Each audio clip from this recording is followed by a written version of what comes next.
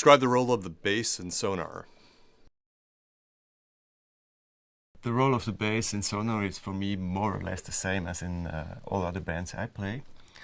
I describe it as the mother of the band because I have to be able to move in each direction in musical terms. Like I can play dynamically, I can play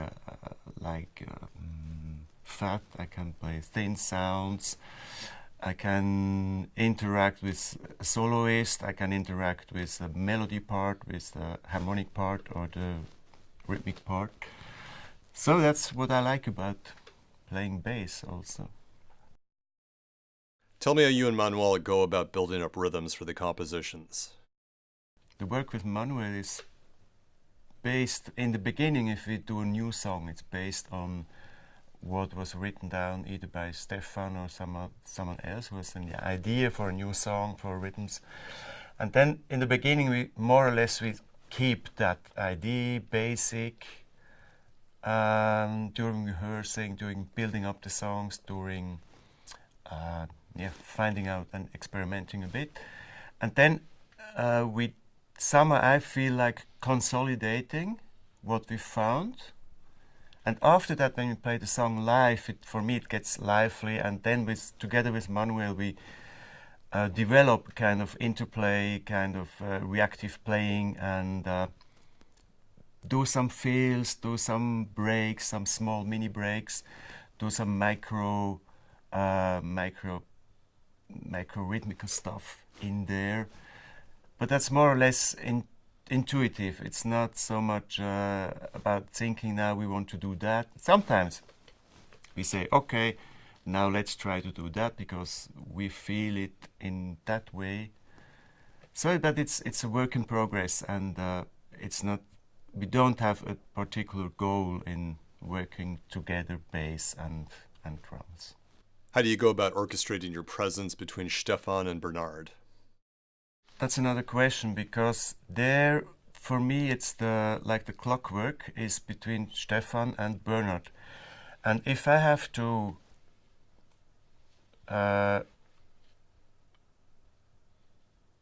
really sync what we are doing and to really fit in exactly on the pattern and the precise position, then I'm oriented towards them, or Bernard or Stefan. Once it's like it's changing, you know. Sometimes it's Stefan, sometimes Bernard.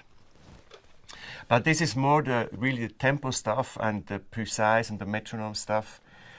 The musical, whatever you link to feeling and more atmospheric stuff and stuff, that's my work with Manuel, like creating different skins for the skeleton that Bernhard and Stefan are building up. How do you make tritone compositions swing and groove? Yeah, to make any groove or tritone harmonics, whatever, swing and to have that good feeling. It's, for me, it's kind of the shape in your fingers. It's not the technical stuff. Maybe it's the same as creating the sound of the band, especially for Sonar. The sound of the band doesn't exist because that instrument sounds that way, and there we process the sound this way, but it's the interplay, how we lock. So suddenly, if it's not right locking, it doesn't sound good. And suddenly it really locks, and then it makes like boom, you know, the sound is coming up. And that's part also of my way to get into that Sonar stuff, is to find out where is it like a bit before, a bit behind, and to make it swing and to make it roll and to find the good flow is actually, you can't describe it. It's a matter of listening to everything and then shape it, in your fingers. I cannot describe it in a better way. How has your bass approach shifted across the 4 Sonar albums? What I learned across the 4 albums we made with Sonar is the way how to really pronounce things in a musical way, and to find out the good way to not do too much, and just do the important things, and not losing any kind of human feelings,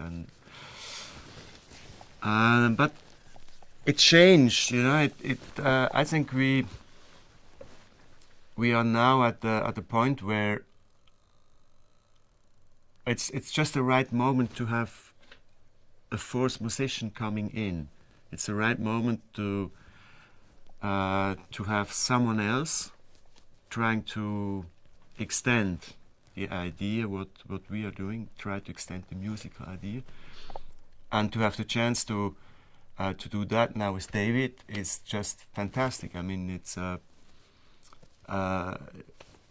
if you would have planned it from the beginning, maybe it never would have happened. So it's because of the steady work and that we kept on doing what we did, and not giving up the idea of playing the way we are playing.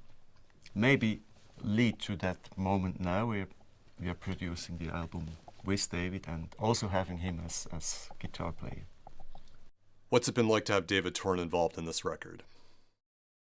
When I first heard that David will be part of this new album, I have to say I did not know his name.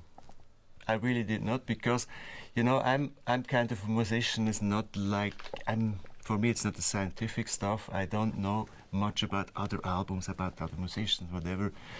It had to do with everything I made. I made so many different kind of artwork, you know, so it was not always just music. And I heard it, and I started to of course, I started to Google, and then I found that, I saw movies where he made the soundtracks and whatever.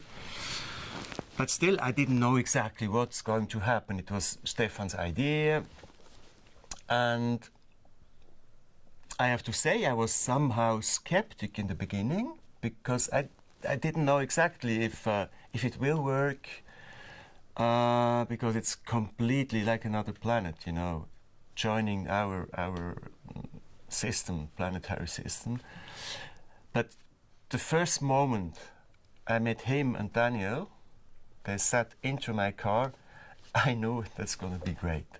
I knew, because I felt this kind of good feeling, this close contact, and it really happened also in the musical interplay, and he had a great influence when we played here, and I'm feeling just fine. I hope it will go on, either making some live shows together, whatever. So I'm fine with that. I'm really fine with that.